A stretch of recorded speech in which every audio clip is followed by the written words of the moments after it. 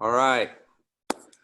Well, hey, Believers Church family, it's good to be with you. And this is just a little mini segment that we have been putting out, highlighting different small group leaders, and the things that God is doing in our midst through our 45 plus groups that are meeting all over the city each week and connecting as a part of the BC family. And so I want to introduce Heather and Eric Newman, who are longtime friends and have been with us for really been part of, I think, Eric, you've been part of Believers from the very beginning, right?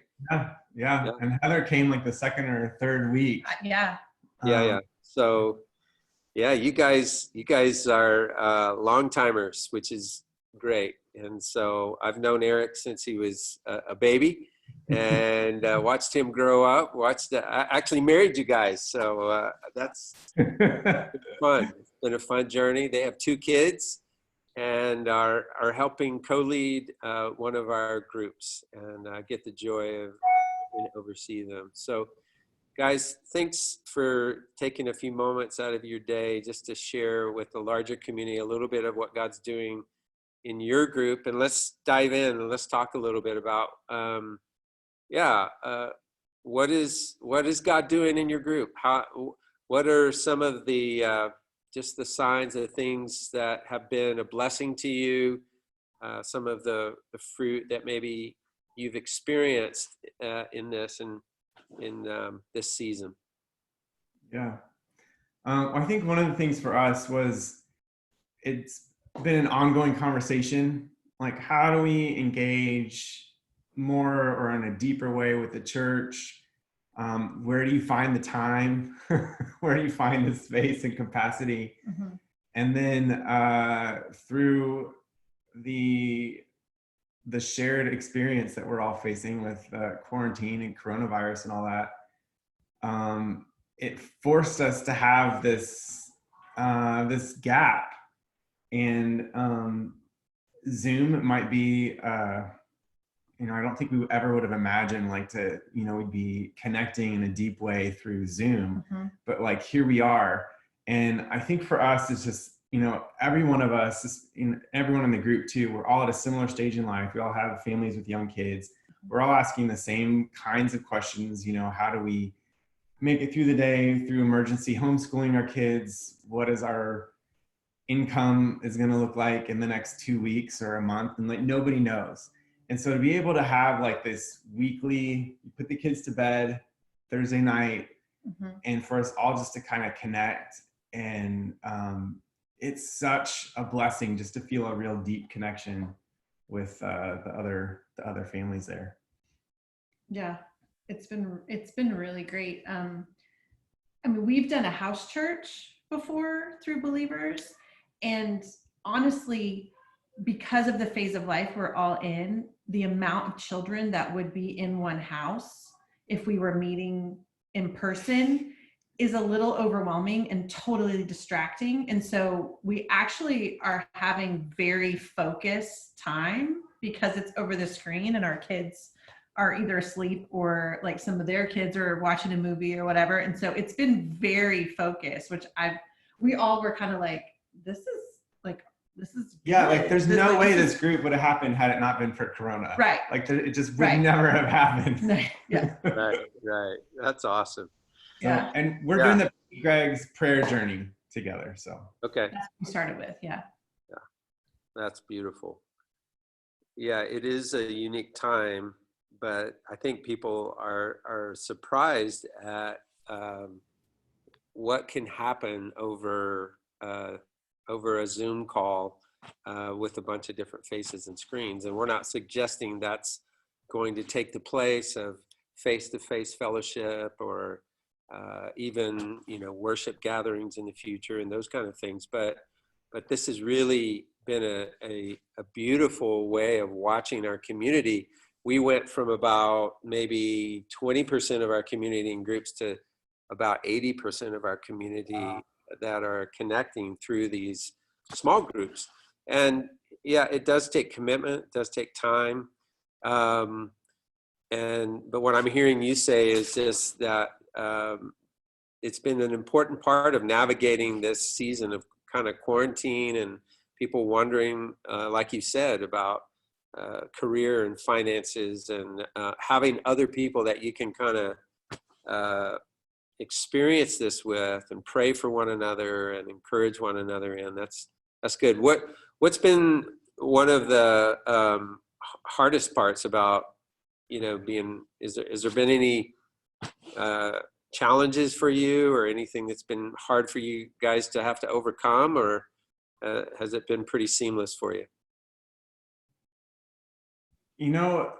It's been pretty seamless. I would say it would have been harder outside of Corona, but having just the Zoom call and being able to log on, it's been really easy. A really easy way to engage with people. It's been a blessing. Yeah, it's been good. I will say the only thing, and it's not really a hard thing, it just is like, oh, this is different, is I feel like if you're in a room with a bunch of people and there's more of a natural flow, like you kind of can read the room to be like, okay, now we're done chit-chatting and getting to know each other, let's kind of move in. Where there's like the Zoom lull where it's like it gets quiet for a while and it's like, okay, wait, who's gonna talk, who's gonna go? And so like that's the only thing that it's always like, oh no, okay, you, which is like, if you're in a room with each other, you can tell who's gonna talk next. And so that's the only weird thing, is just the technology of it, just being like, but I like how I think on our last call we just started naming it like, oh, awkward Zoom moment, right? Or something. Yeah. That's great. I love it. So like there's a lot of awkward silence moments. It's part of it. It's part of it. Yeah. Part of it. Yeah. Well, that's great, guys. And as you guys have felt, it sounds like as you've been meeting, there's been a growing comfortability.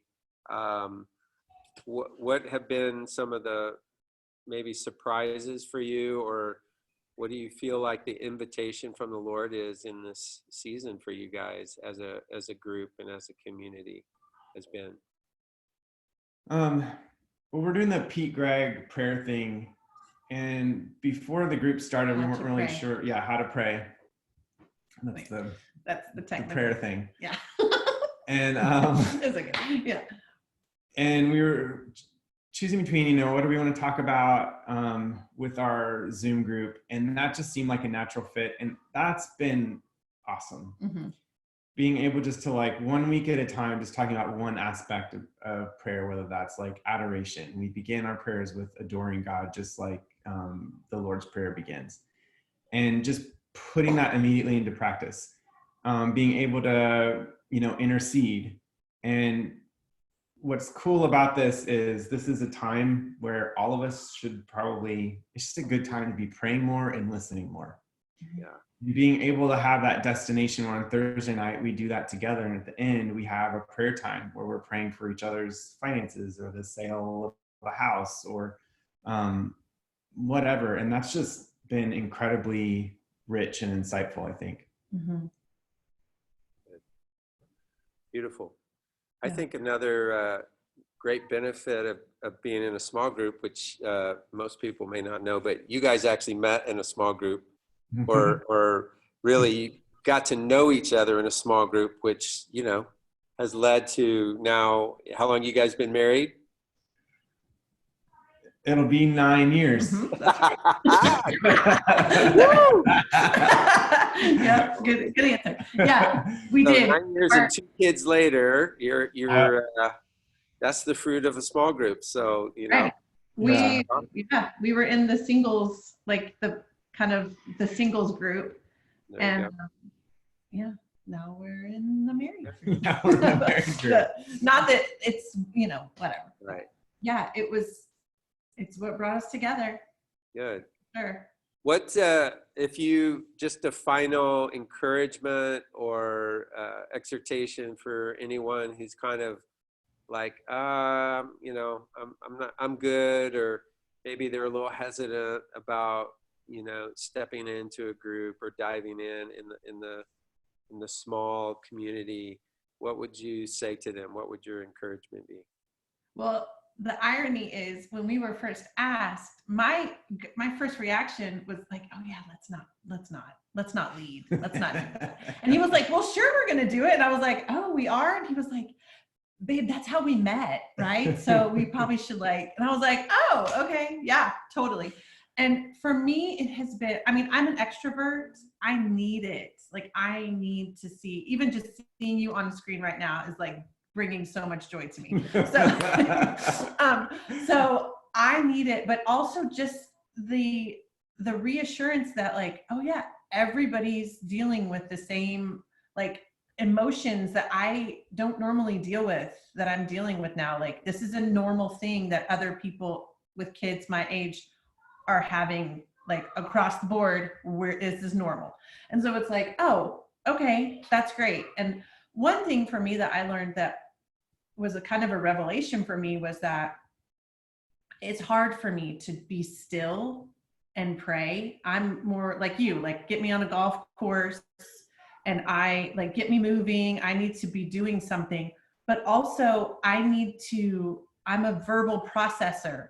So I feel like my prophetic kicks in when I'm actually in a conversation with people, as opposed to just being still and whatever. And so I feel like even those gears, like those things that are a natural part of the way I just pray, it puts it in practice for me when it just kind of starts naturally happening when I'm involved with other people, even if it's over a screen.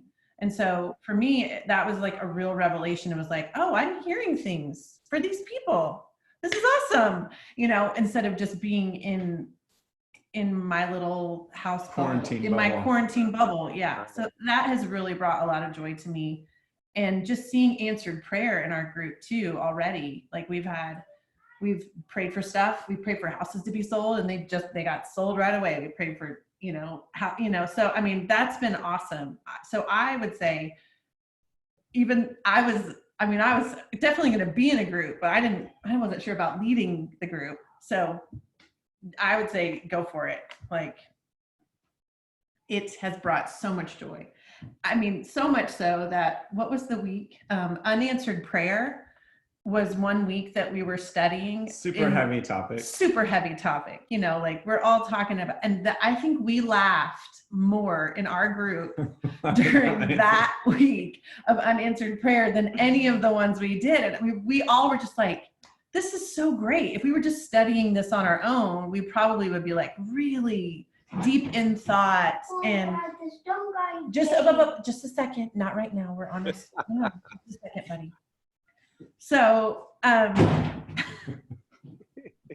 he's really might be depressed. You'd probably be depressed studying about unanswered prayer by yourself. But totally right by myself, just like, oh man, yeah, that's a lot. But it was so funny. It was such a wonderful, joyful time for us to kind of all be like, yeah, that's just a part of it. Cool. Yeah. Man, that's exciting, because what you're saying is there's really no distance in prayer, that the gifts of the Spirit are flowing in this dynamic, the prophetic, and that's just really, really beautiful, you guys.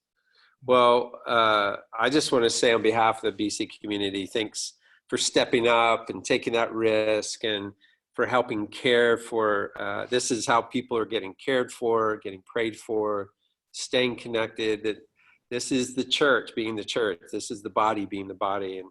And now we are really excited about what God is doing in so many of our groups. And there's so much life. We're hearing many of these same testimonies over and over again, you guys. And so, I just want to say thanks for taking a few minutes. And I know you have kids who are now ready for this interview to be over. Yes, they are. They're very ready. I'm going to, on that note, say we love you guys. We bless you. We bless what God's doing in your group.